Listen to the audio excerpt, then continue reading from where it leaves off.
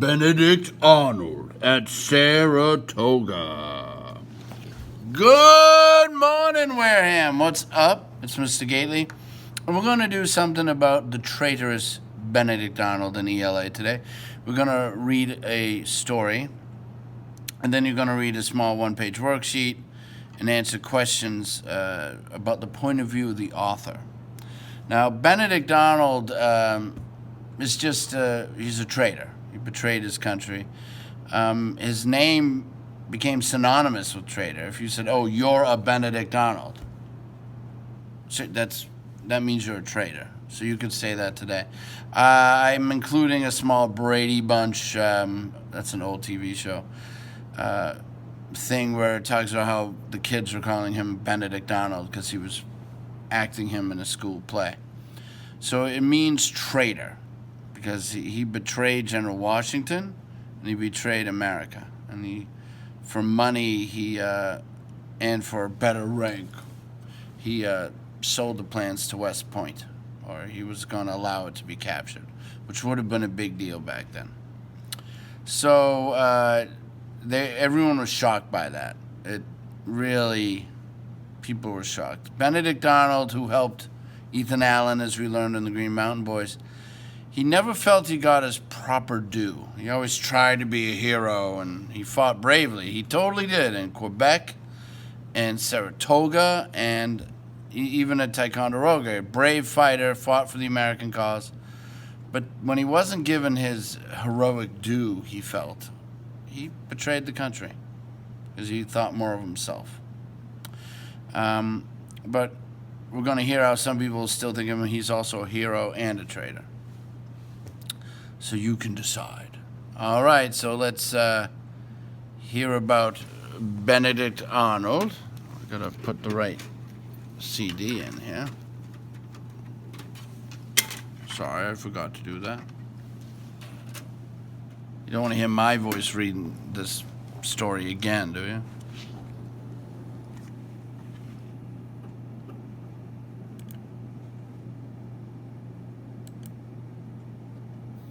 Recordings to accompany Houghton Mifflin Leveled Read. Benedict Arnold at Saratoga. There we go. By Emma Nelson. Illustrated by Rick Whipple. Strategy focus. The author portrays Benedict Arnold as a brave fighter and leader. Summarize the events that show Arnold in this way. The first time I saw Benedict Arnold, he was striding past our tent in his blue uniform. He walked with a slight limp, a souvenir from his campaign in Canada, when a musket ball had shattered his left leg. The way he carried himself was as if he was defying someone to stop him. My pa had admired him, and so I did too. Pa often told me stories about Benedict Arnold and how he had been responsible for preventing the British invasion of America in 1776. These were heroic stories. With only a small navy gathered in Canada, Arnold held off the British until the harsh winter set in. It was said that Arnold was responsible for keeping the British from conquering America. I often wondered how Benedict Arnold became the man he was. Maybe he started out as a boy like me. But Pa told me some curious things. Arnold's great-grandfather was the first governor of Rhode Island. So you'd think he was destined straight for politics. Instead, he left school when he was 13 and roamed the streets. I guess he liked his independence. And Pa said he must have had some kind of smarts to survive on the streets. But Arnold also landed in trouble on a regular basis. So his family apprenticed him to Dr. Daniel Lathrop, his mother's cousin, who ran an apothecary. Pa said he learned a lot there, like how to prepare medicines and other things, from horse care to music to accounting. Can you believe that, with all these advantages, Arnold ran away twice to fight in the French and Indian War? Still, when he turned 18, Dr. Lathrop asked him to be his chief clerk. A few years later, Arnold decided to use the money that Dr. Lathrop had given him to open his own apothecary shop in New Haven. Pa said he was so successful that by the time he was 26, Arnold owned 3 ships and many horses, which he traded for sugar and cotton in the Caribbean. Arnold knew that the British had placed trade limitations on America, but he saw this as a business opportunity, which he took advantage of by smuggling rum, sugar, and molasses. This made him huge profits. Watching him stride by that first time, I thought I understood the determination in his posture and the haughtiness in the upward tilt of his chin. Despite his success in business, when Arnold tried to enter politics, he was snubbed by the New Haven aristocracy, who saw him as a crude outsider. This stung him bitterly, Pa said, and made him more ruthlessly independent. I saw him again 2 weeks later. He was a man I'd feared, and for good reason. First, there were Pa's stories. Then there was the actual sight of him, tall, powerful, proud, and intimidating. But that day in the soldiers' graveyard changed my mind. At first, I didn't even see him. My mind tumbled with the wind that blew swirls of dirt across Pa's grave, and my heart was lost. I was staring speechless at the inscription on Pa's marker when I felt a hand on my shoulder. "Your father was our best scout. You loved him, didn't you?" General Arnold said. As we stood in the graveyard, I couldn't believe it was Arnold. His sympathy seemed genuine. He felt so sorry about Pa's death that he made me his Batman, his servant. That meant that I could still eat. When a soldier is killed, his relatives don't get fed. They must leave camp, even if they are only 13 like me. But General Arnold wouldn't let me leave. "Wait till we thrash Gentleman Johnny," Arnold said. "Then it'll be safe to go home to New Hampshire." Gentleman Johnny was General John Burgoyne, the British commander. He and 5,000 redcoats were camped 4 miles north of our position in Saratoga, New York. Burgoyne was eager to march south along the Hudson River so that he could trap General George Washington's army. It was our job to block him. Washington and Arnold were great friends, and though most in government resented Arnold as a nuisance, Washington always defended him. Being a Batman wasn't difficult. All I had to do was stick close to the general and follow orders. I polished his boots and saddled up his horse, Mercy. I brought him food, carried his messages, and cleaned his tent. On September 19, 1777, I even went with him to battle. At around 10 o'clock that morning, our scouts spotted 2,000 redcoats. Quickly, the drummers beat out the signal that meant "to arms." Men hurriedly grabbed muskets, lead shot, and powder horns, then ran to their places behind our redoubt, a half-mile-long dirt barricade on Bemis Heights. Atop this high bluff, you could see for miles. To the north was Freeman's Farm, a clearing carved out of the forest. Somewhere nearby, the British were arming for battle. General Arnold stared at the clearing, and I could tell he was itching to send our troops down there. It upset him when he couldn't do things his way. His superior officer, General Horatio Gates, who headed the American army at Saratoga, wanted the enemy to come to him. So we were forced to sit behind the redoubt on Bemis Heights. It was obvious that Arnold and Gates disliked each other. Arnold scowled as he told me how General Gates always took credit for Arnold's victories. General Arnold stood quietly, as if formulating a plan. He looked north toward Freeman's Farm. Then he called my name. "Ephraim, come with me," he said, stalking off toward General Gates's hut. He left me outside while he went in. I heard him say, in a tone that brooked no questions, that our boys did their best fighting hidden behind trees, rocks, and stone walls. They could win the battle. As I peered through a window, I saw that General Gates looked like he'd just swallowed vinegar. But he gave in. So when the redcoats came out of the woods on the north side of Freeman's Farm, our men were waiting for them on the south side, and the battle was on. When the fight erupted, General Arnold and I were galloping toward Freeman's Farm. I couldn't see over the general's shoulder, but from the explosions of muskets and cannons, I could tell we were heading toward the worst of it. I broke out in a sweat. Then we passed some dead soldiers in a ditch. I screamed, thinking of my pa, and the general pulled his horse to a stop. "Go back there, boy," he said. "Climb up that big maple and stay put." Then he was off.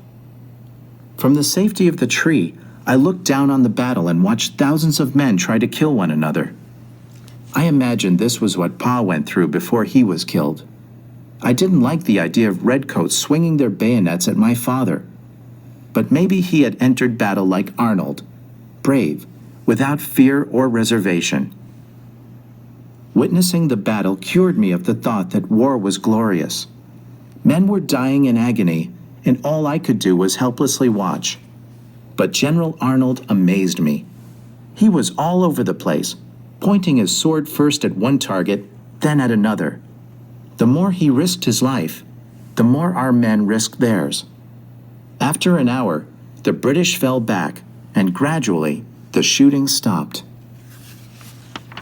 At mid-afternoon, the general led a surprise attack on the redcoats. He showed more energy than 50 soldiers, but it wasn't enough.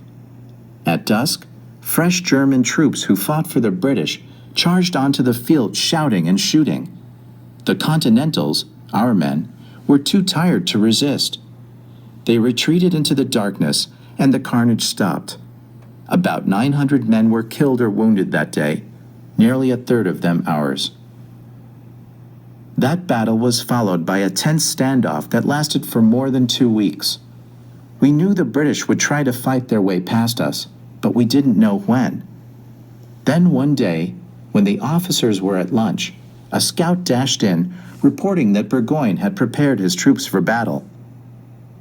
General Gates ordered a few hundred men to go see what was going on. Immediately, Arnold stood, shouting that this wasn't enough, and that Gates had to send forth a stronger force. But Gates quickly cut Arnold off and ordered him to stay clear of the fight. So the battle began without General Arnold. For maybe 30 minutes, he paced back and forth in his tent, listening impatiently to the pop, pop, pop of muskets in the distance. Finally, he could take no more. Barking at me to saddle Mercy, he said that we were going to battle. All the men we passed on the way to Freeman's farm cheered us as we rode by, for they knew that Arnold was a strong, battle-hardened leader. Hearing a call from behind us, I turned and saw a major from General Gates's staff approaching us fast. Gates meant to capture us and take us back. But Arnold simply dug his spurs into Mercy, and in a cloud of dust, we left the major behind. General Arnold found another tree for me to hide in, pulled out his sword, and galloped away. He yelled at the soldiers and rallied them to the fight. I couldn't take my eyes off the general. At one point, he ran Mercy through a gauntlet of American and British soldiers who were firing at each other. I held my breath, but the general wasn't even grazed. Since the last battle, the redcoats had built 2 small barricades. The general led a charge against one, then wheeled around and led 300 men against the other. In a couple of minutes, dozens of wounded and dead German defenders were sprawled all over the ground. Suddenly, I saw one of them moving, and he was aiming his musket at the general. Arnold shuddered in his saddle, seizing his leg with both hands. He was hit, his right thigh shattered. Another musket ball ripped into Mercy's head. The horse reared up and collapsed on the general's wounded leg. For a moment, I watched in disbelief. Then I jumped down from my tree and sprinted across the field, swept along by a gale of grief and anger. We made a stretcher for General Arnold out of 2 poles and a blanket. As soldiers carried him away, he looked up at me and told me it was safe to return home. As I walked away, I heard him mutter, "I wish it had been my heart." That same day, Gentleman Johnny surrendered to General Gates, and the Battle of Saratoga officially ended. Thanks to General Arnold, The Continentals had kept the British from trapping General Washington, and they had proven that they could beat one of the world's best armies. I sure wish Pa had been there to see it. Postscript. Though this story is partly fictional, it tells about real events. Benedict Arnold was a real figure, and he led the Patriot forces to victory in the fighting at Saratoga. He was badly wounded in that battle, as well as in earlier fighting. In the first years of the war, many people considered Benedict Arnold to be the best and bravest general on the American side. Yet few people today remember Benedict Arnold for his bravery and leadership. Those who remember him at all recall his treachery. In 1780, Arnold switched sides, joining the British. He was offered 20,000 pounds, about the equivalent of $1 million today, yet he only collected about a third of this money. Arnold became a ranking general of the Loyalist troops, Americans who supported British rule. He betrayed his friend George Washington, who was devastated by Arnold's defection. When the Revolution was over, Arnold lived in exile in England for the rest of his life. He was unhappy in his new home. Everyone knew of his treachery, and even the British no longer trusted him. He died poor and alone. Why did Arnold betray his country? No one knows for sure. He may have acted for the money, or for a higher position in the opposing army. Another factor might have been his habitual mistreatment by the American government and those in power who saw him as a threat and an inferior. Perhaps Arnold was disillusioned after all those years spent fighting for a country that didn't seem to like or respect him. In any case, treasonous or not, he would always have been an outsider in his own country. The name Benedict Arnold has become synonymous with betrayal and treason. Still, it is worth remembering that the American cause might never have survived had it not been for Arnold's heroics at Saratoga. All right, so there's Benedict Arnold, the bad guy, the traitor, and you can watch that fun Brady Bunch video. It seemed to give me a little trouble on YouTube saying it was PG-14 and do you still want to watch? Go ahead, there's nothing in there I can't even believe they did that. And I watched it, it's fine. Old TV show, very innocent, wouldn't worry about it. But it shows how Benedict Arnold was considered a traitor. So if you have a traitor on your team or something, you can call them a Benedict Arnold. All right, well, do well on the sheet and figure out the point of view of the author on the worksheet. And we'll see you later in the week. Bye.